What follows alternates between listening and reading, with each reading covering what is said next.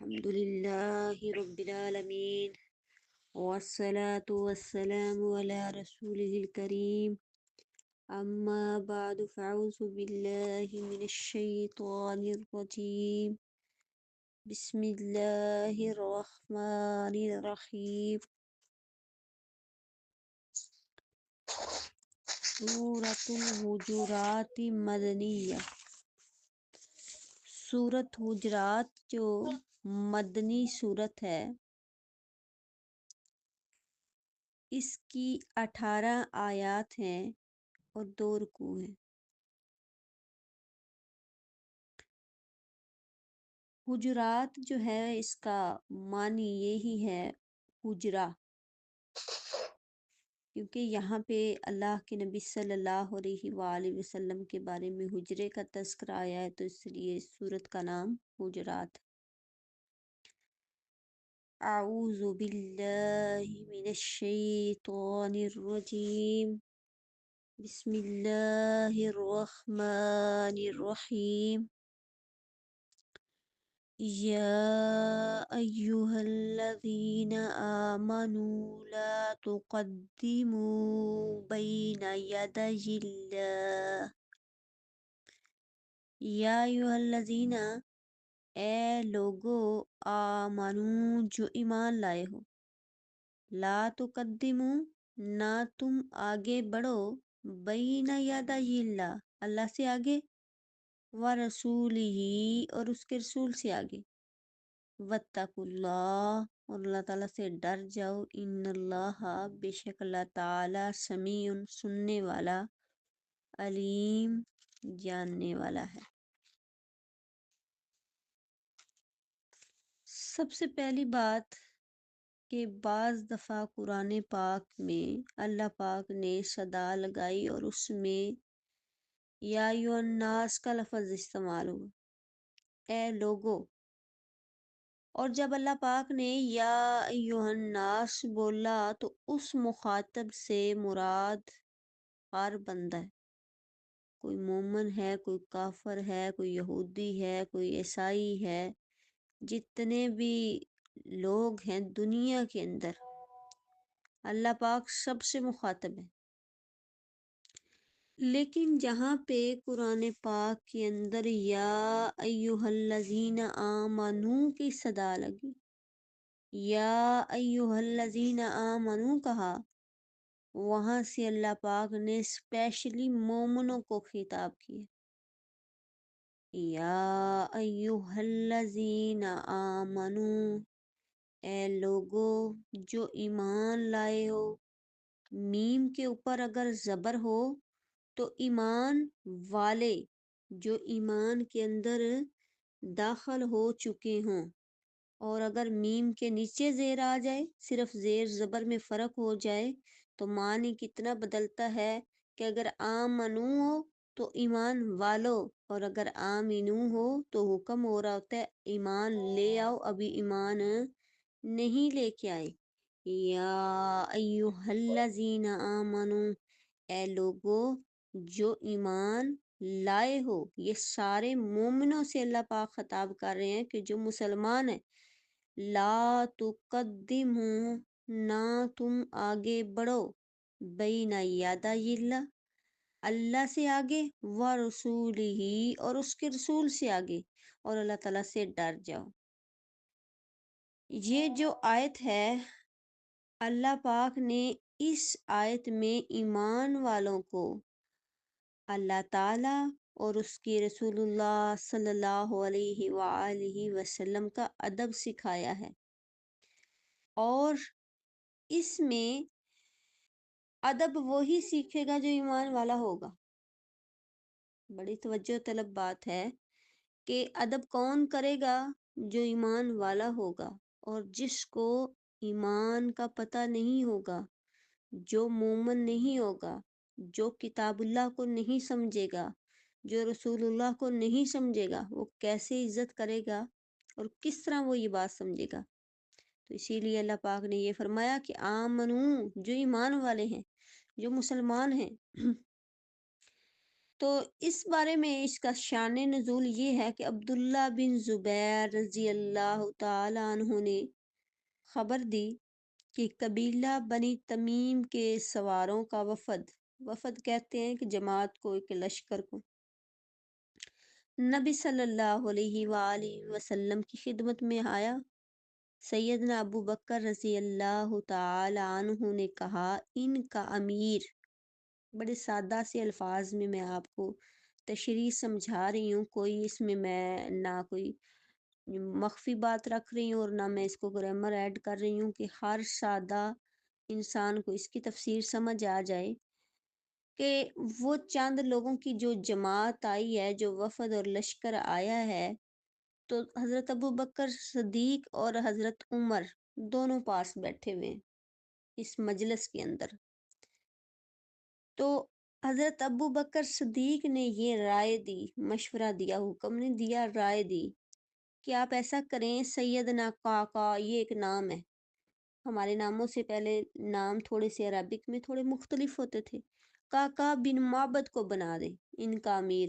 یعنی ہر جماعت کا ایک امیر ہوتا ہے، ایک بڑا ہوتا ہے، تو ان کا جو امیر ہے اس کو کیا بنا دیں؟ قعقاع بن معبد کو۔ لیکن جو سیدنا عمر ہیں، ان کی رائے الٹ ہے، وہ کہتے ہیں، اس کے مخالف ہے، وہ کہتے ہیں نہیں، اس کو نہ بنائیں، سیدنا اقرا بن حابس کو بنا دیں، ان کا امیر بنا دیں۔ یعنی حضرت ابو بکر صدیق نے رائے اور دی ہے، اور حضرت عمر نے جو مشورہ دیا ہے وہ اور دیا ہے۔ تو سیدنا ابو بکر صدیق نے اس بارے میں یہ کہا کہ کیا آپ کا مقصد تو میری صرف مخالفت کرنا ہے؟ یعنی جو چیز بات میں نے کہی ہے کہ اس کو امیر بنا دے، تو آپ نے وہ بات جو ہے اس طرح نہیں کی، آپ میری مخالفت کر رہے ہیں۔ تو حضرت اس کے بارے میں دلیل دیتے ہوئے سیدنا عمر رضی اللہ تعالیٰ عنہ نے کہا کہ میں نے آپ کو خلاف کرنے کی غرض سے یہ بات نہیں کی، یعنی میرا یہ مقصد نہیں تھا۔ اس بات پر دونوں کی بحث شروع ہوگی اور آوازیں بھی تھوڑی سی بلند ہوگی۔ اکثر ایسا ہوتا ہے کہ نیتیں ٹھیک ہوتی ہیں جب ہم آپس میں بات کر رہے ہوتے ہیں، بہن بھائی بھی، دوست احباب بھی، لیکن ابھی بات کو سمجھے نہیں ہوتے تو بحث شروع ہو جاتی ہے۔ آپس میں کیا ہوتا ہے کہ ہم اس بات کو لے کے بحث بھی کرتے ہیں اور پھر تھوڑے موڈ بھی آف کر لیتے ہیں کہ اس نے میری بات کو نہیں سمجھا، دوسرا کہے گا اس نے میری بات کو نہیں سمجھا۔ تو اسی طرح دور نبوت میں بھی ایسے کہیں واقعات ہوئے ہیں۔ تو حضرت ابوبکر صدیق، حضرت عمر کی اس بارے میں بحث ہو گئی، آوازیں بلند ہوئی۔ تو اس بارے میں اللہ پاک نے یہ آیت نازل کی کہ آپ نے کیا کرنا ہے کہ بین یدی اللہ، نہیں آگے بڑھنا اللہ اور اس کے رسول سے، واتقوا اللہ، اور اللہ تعالیٰ سے ڈر جائیں۔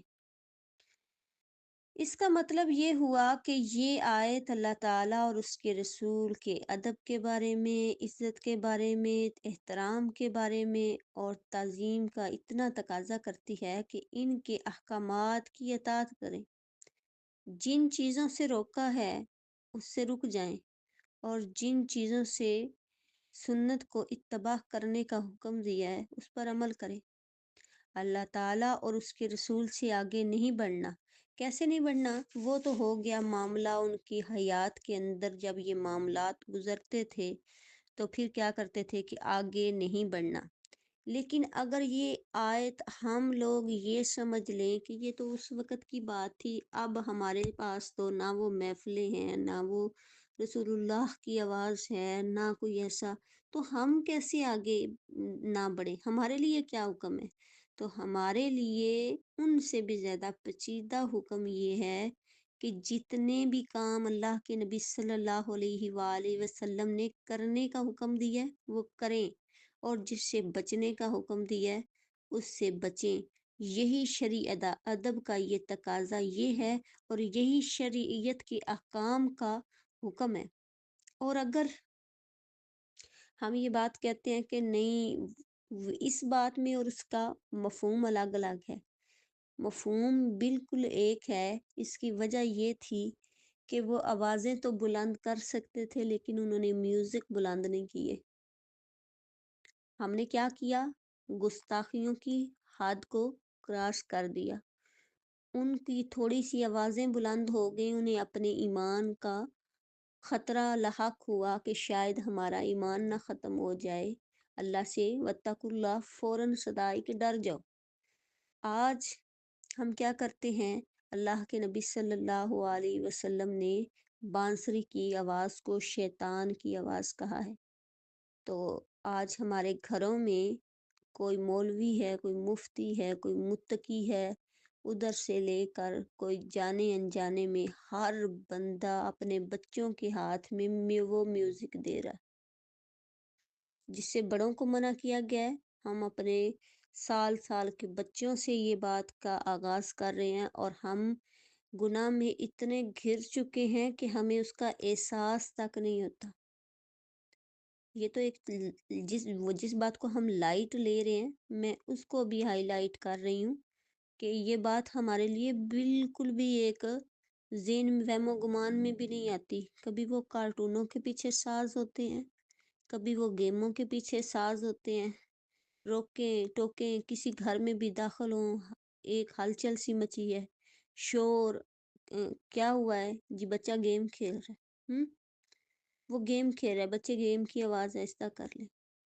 تو ہم ایک اس آواز کی وجہ سے ہمیں یہ نہیں پتا کہ اللہ کے نبی صلی اللہ علیہ وآلہ وسلم کو ان باتوں سے یا ان باتوں سے کتنا منع کر کے گئے ہیں۔ تو اس کا مطلب ہے کہ یہ کام جو نافرمانی والے ہیں، یہ چھوٹی سی بات کو میں نے ایک مثال کے طور پہ کیا ہے، اگر اس سے بڑی باتیں کریں تو کتنے ہی ایسے احکام ہیں کہ جس کی ہم دن بھر میں نافرمانیاں کرتے ہیں، اور گن کے لائیں تو وہ کتنے زیادہ ہیں۔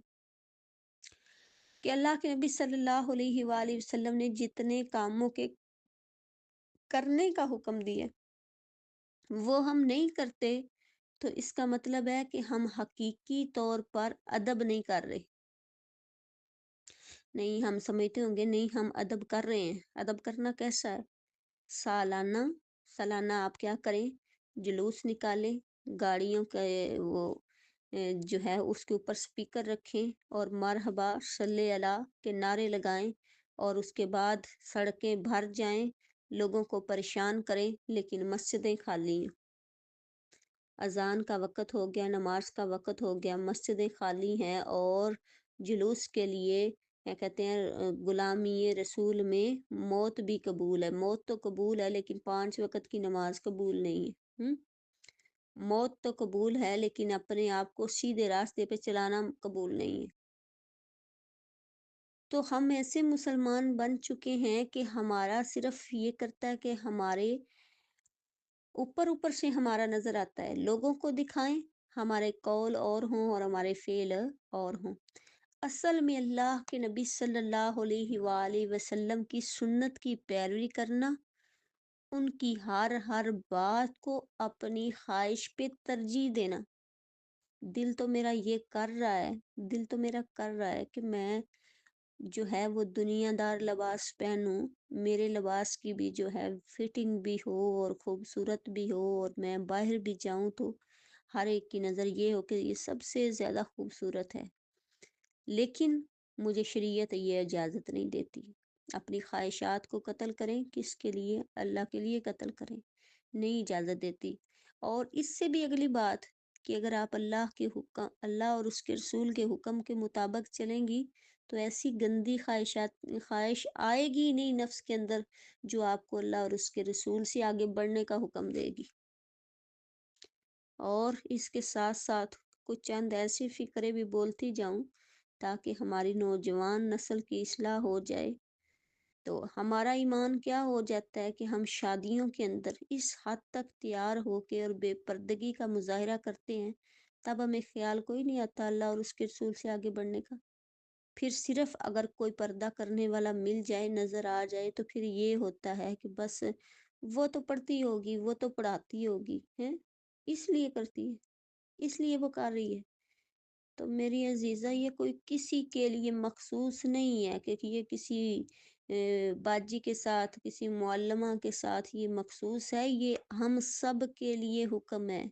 जो भी आगे बढ़ेगा, जो भी अल्लाह और उसके रसूल से के हुक्म से आगे बढ़ेगा, जो बेपर्दगी में औरत जाएगी, जो मर्द नाफरमानी में जाएगा, तो ये क्या कर रहे हैं? अल्लाह और उसके रसूल के हुक्म से आगे बढ़ रहे हैं।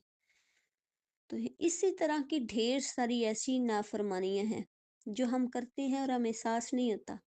औरतें करती हैं और बिल्कुल इस चीज़ का एहसास नहीं होता। फ़र्ज़ किया मैं कोशिश कर रही हूँ कि ऐसी ऐसी बात करूँ ताकि हमारी ज़िंदगियों की इस्लाह हो जाए, ना कि ये कि हम सिर्फ़ नाम के मुसलमान रहें।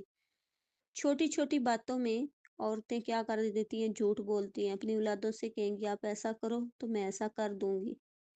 हालांकि जब वो बच्चा खुशी से कर लेता है तो उसके बाद माँ बहलाने के लिए बात कर रही होती है।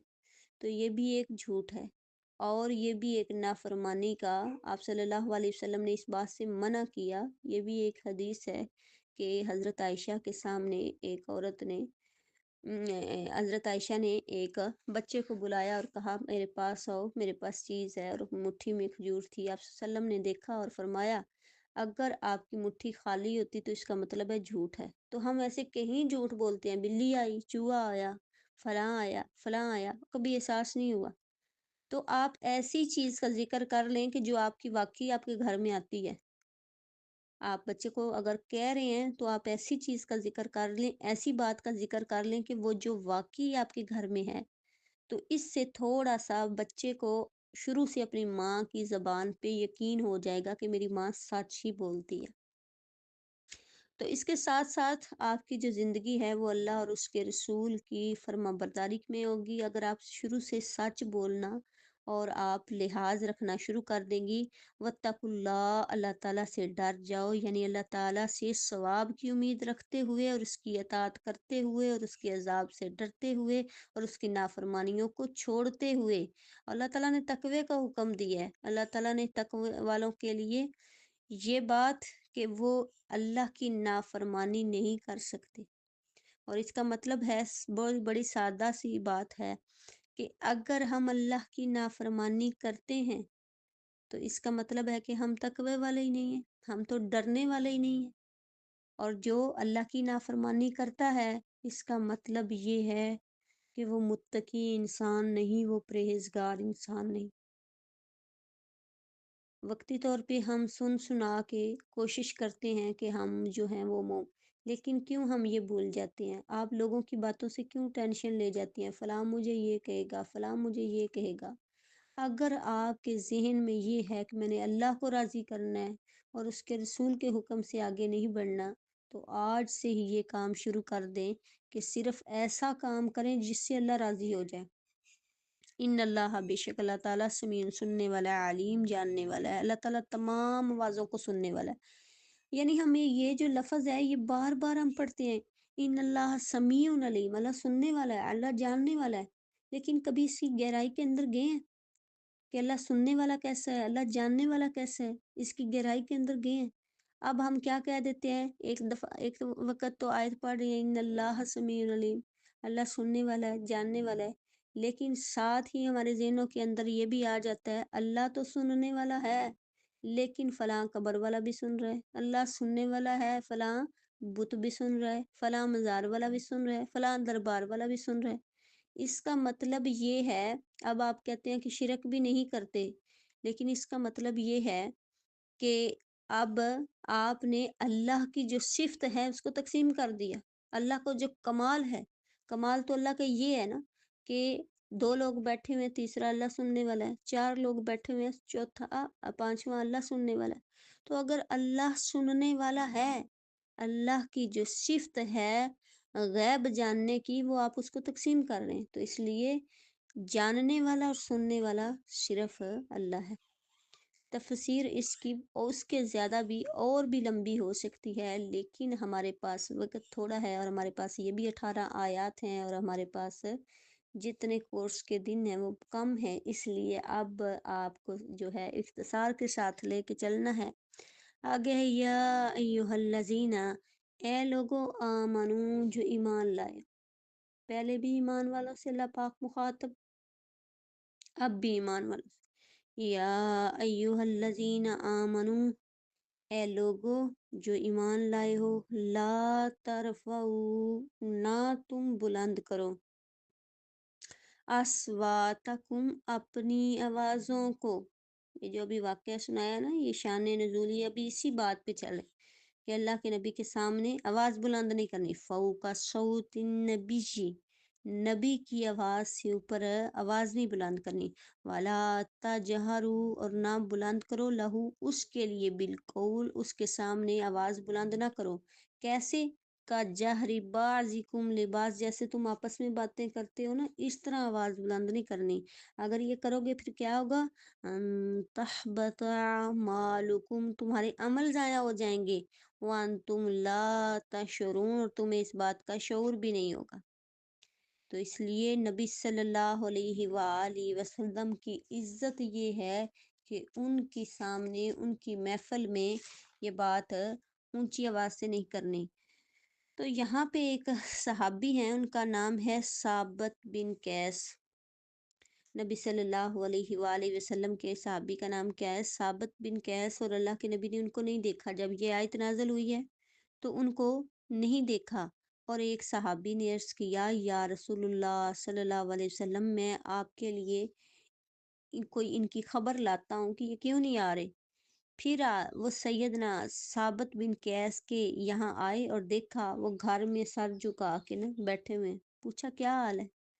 کہا کہ برا حال ہے، نبی صلی اللہ علیہ وسلم کی آواز کے مقابلے میں بلند آواز سے بولا کرتا تھا. اس کا مطلب ہے میرے سارے عمل ختم ہو گئے ہیں، میرے عمل جو ہیں وہ قابل قبول نہیں ہیں.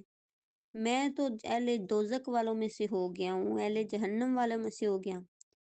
وہ نبی صلی اللہ علیہ وسلم کی خدمت میں حاضر ہوئے اور انہوں نے جو کچھ کہا تھا اس کی اطلاع آپ کو دے دی. سیدنا موسیٰ بن انس بیان کرتے ہیں کہ وہ شخص اب دوبارہ ان کے لیے ایک بہت بڑی جو بشارت ہے وہ لے کر آئے. آپ صلی اللہ علیہ وسلم نے فرمایا، ان کے پاس جاؤ اور کہو وہ دوزخی نہیں بلکہ وہ جنتی ہے. اب اس کے بارے میں یہ ہے کہ کچھ لوگ ایسے ہوتے ہیں کہ جن کی قدرتی آواز اونچی ہوتی ہے، لہجہ جو ہے ان کا ایسے ہوتا ہے.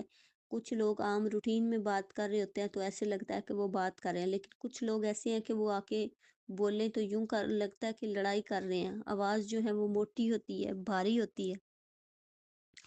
تو اس لیے انہوں نے یہ سمجھا کہ میری آواز تو قدرتی طور پہ اونچی ہے، لیکن میں جب بولوں گا تو اس کا مطلب ہے کہ میری اللہ کے نبی صلی اللہ علیہ وآلہ وسلم کے سامنے جو میری آواز ہے وہ اونچی ہو جائے گی اور اللہ میرے عملوں کو ختم کر دے گا. تو اس کا مطلب ہے آپ صلی اللہ علیہ وآلہ وسلم نے خوشخبری سنائی کہ ایسی بات نہیں ہے، بلکہ آپ اہل جہنم میں سے نہیں، اہل جنت والوں میں سے. تو یہاں پہ ایک اور بھی علماء کرام نے اس کے بارے میں یہ مسئلہ بھی بیان کیا ہے کہ کوشش کرنی چاہیے کہ جب آپ اللہ کے نبی صلی اللہ علیہ وآلہ وسلم کے پاس، روزے کے پاس ہوں، تو اس وقت بھی ان کی حیات میں بھی اور اب ان کی قبر کے پاس جا کے بھی آپ اپنی آوازوں کو بلند نہ کریں، اونچی اونچی آواز سے چیخ کر نہ بولیں، یہ ادب کے خلاف ہے. تو اس طرح ایسا نہیں کرنا چاہیے. تو رسول اللہ صلی اللہ علیہ وآلہ وسلم نے فرمایا، بندہ اللہ تعالیٰ کی رضامندی کی بات کرتا ہے اور اس کی ایسی توجہ نہیں ہوتی. یعنی اگر بندہ کوئی بات کر رہا ہے، کوئی ایسا کلمہ کہہ رہا ہے تو وہ اچھی بات ہے، تو اس کی توجہ نہیں ہوتی، لیکن اللہ تعالیٰ اس کی وجہ سے اس کے بڑے درجات کو بلند کر دیتا ہے. اور پھر جب بندہ کوئی بات کرتا ہے، بعض اوقات ایسا آپس میں گفتگو کی وجہ سے بھی اللہ کے معاملے میں کوئی ایسی بندہ بات کر دیتا ہے، اس کا دھیان نہیں ہوتا، توجہ نہیں ہوتی، تو نبی صلی اللہ علیہ وآلہ وسلم نے فرمایا وہ اس وجہ سے جہنم میں گر جاتا ہے. اب آپ فرمائیں، آپ سوچیں گی یہ کیسے ہو سکتا ہے؟ تو فرض کیا آپ کسی سے کہ یہ کہتے ہیں کہ آپ کو یہ درد ہے، یہ تکلیف ہے، اللہ سے رجوع کریں. کوئی کلمہ پڑھ لیں، کوئی ورد کر لیں، کوئی دم شم کر لیں، کوئی 2 نفل پڑھ لیں، کوئی نفل حاجت پڑھ لیں، لیکن اس کے مقابلے میں وہ کہتی ہے کہ مجھے ان ساری چیزوں سے فرق نہیں پڑتا، میں کیا کروں گی؟ میں کوئی دھاگا باندھ لوں گی، کوئی تعویذ ڈال لوں گی، اور یا میں پھر کیا کروں گی؟ کسی دربار پہ جاؤں گی مجھے ان چیزوں سے فرق نہیں پڑتا۔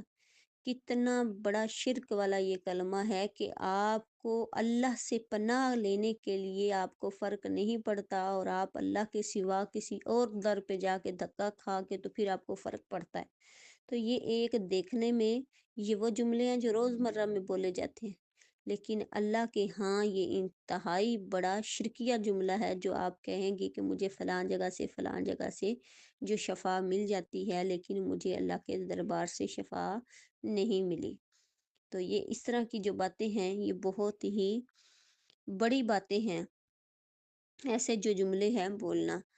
تو ہم جتنا بھی سیکھیں گے، جتنا بھی ہم اس کو پڑھیں گے، لیکن اس کے ساتھ ساتھ جب تک ہم اس کے ساتھ عمل نہیں کریں گے تو ہماری زندگی عملوں سے خالی ہیں۔ تو بہت سارے ایسے لوگ ہیں کہ جنہوں نے بڑے قرآن پاک کے ترجمے کیے ہوئے ہیں، لیکن ان کی زندگی میں ہمیں ان کے لائف کو دیکھتے ہوئے نظر نہیں آتا کہ یہ کوئی عالم ہے، یہ کوئی حافظ ہے، یہ کوئی معلم ہے، یہ کوئی مدرس ہے، بلکہ ہمارے جو معاشرے میں ایک ایسا کردار ہو چکا ہے مدرس کا اور معلم کا کہ ان کی جو گستاخیاں ہیں وہ کرنے والے جو ایسے ہیں دوسرے سادے لوگ، وہ دین سے دور ہوتے جا رہے ہیں۔ وہ یہ سوچتے ہیں پڑھ لکھ کے بھی جو کرتے ہیں وہ ایسے ہی کام کرتے ہیں، تو اس کا مطلب ہے ہم نے بھی یہی کرنا ہے۔ تو ایک بندے کو تھوڑا گناہ ملتا ہے جس بندے نے قرآن پاک پڑھا ہوا ہو، سمجھا ہوا ہو، اگر وہ عمل نہیں کرے تو اس کو ڈبل ملتا ہے، کیونکہ وہ تو سارا کچھ ہے۔ آپ فرض کیا آپ کسی بچے کو بھیجتے ہیں کسی شاپ پہ کہ جاؤ بیٹا وہ جو دکان ہے نا جس پر ہم کل بھی گئے تھے اس سے لے کے آؤ، تو وہ بچہ آرام سے کہہ دے کہ نہیں مجھے تو پتہ ہی نہیں تھا وہ دکان وہ والی ہے، تو ماں کو بھی غصہ آئے گا کہ میں نے تمہارے سامنے گئی ہوں، یا یہ تم کیوں نہیں ایسے جا رہے، تو پھر غصہ آئے گا۔ لیکن اگر اس کو پتہ نہیں ہوگا تو پھر غصہ نہیں آئے گا۔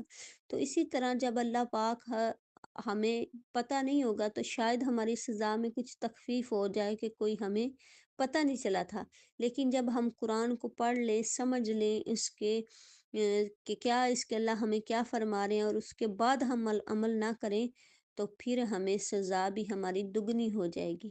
تو یہ بات کرنے کا مقصد یہ ہے کہ ہم نے پہلے سورۃ فاتحہ کو پڑھا، اور اس کے اندر میں نے بسم اللہ الرحمن الرحیم میں نے آپ کو یہ بات کہی کہ اللہ کے 3 ناموں کی نہیں بلکہ یہاں پہ 99 نام جو ہیں اس کا اللہ پاک نے یہاں پہ تذکرہ کر کے اس کے اندر مخفی بات رکھ دی کہ ہم جب بسم اللہ پڑھتے ہیں تو برکت کتنی زیادہ ہو جاتی ہے۔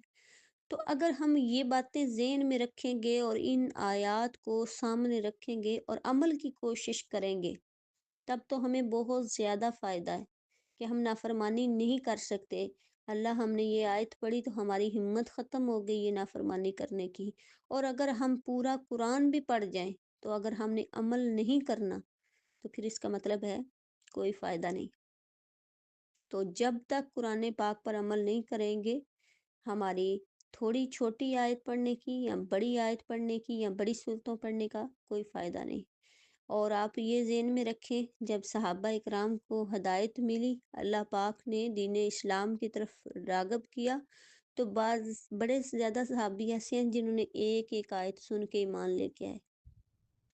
حیرت والی بات ہے نا، ایک ایک آیت سن کر ایمان لے کے آئے۔ لیکن آج ہمارے سامنے یہ آسمانی کتاب ہماری گودوں میں کتنے کتنے سالوں سے، اور ہم آزادیوں سے پڑھتے ہیں تنہائی میں، یعنی رات کو بھی اٹھ کے پڑھیں تو کیا آپ کے والدین کیا کہیں گے، رات کو پڑھ سکتے ہیں، دن کو پڑھ سکتے ہیں، جب مرضی پڑھ سکتے ہیں، لیکن آپ کے پاس یہ آزادی ہے، اور اس آزادی کو پھر بھی ہمیں احساس نہیں ہوتا کہ ہمیں کیوں نہیں ہدایت ملتی، ہم کیوں نہیں سمجھدار بنتے۔ اور اگر ہم یہ کہیں گے ہدایت ہمیں مل گئی ہے یا ہمیں پتہ ہے، تو پھر ہم گناہ کیوں کرتے ہیں؟ تو اس لیے آج کے لیسن میں 2 ہی آیتیں جو ہیں وہ ہم رکھیں گے، اور ہماری کوشش ہوگی کہ اگر ہم صرف اس ایک آیت پہ کہ یا ایھا الذین آمنوا بین یدی اللہ و رسولہ صرف ذہن میں بٹھا لیں، صرف ایک آیت کو، تو ہماری زندگی سنورنے کے لیے کافی ہے کہ اللہ سے اور اس کے رسول سے آگے نہیں بڑھنا۔ جو اللہ نے کہا وہ کرنا ہے، جو رسول نے کہا وہ کرنا ہے، پھر ہماری زندگیاں سنور جائیں گی۔ صرف ایک آیت کو ذہن میں رکھ لیں۔ نہیں، انشاءاللہ ہم اگلی آیتیں بھی پڑھیں گے، اور مجھے اللہ سے بہت زیادہ امید ہے، بلکہ جتنی بھی لوگ کلاس لیتے ہیں تو مجھے یہ امید ہے کہ آپ کو باندھ کے نہیں بٹھایا جاتا، آپ اللہ کی محبت کے لیے، اس کے قرآن کو سننے کے لیے بیٹھتی ہیں۔ تو انشاءاللہ مجھے اللہ سے امید ہے کہ آپ بھرپور اپنی زندگیوں میں یہ باتیں اور یہ قرآن جو ہیں اس کو اپلائی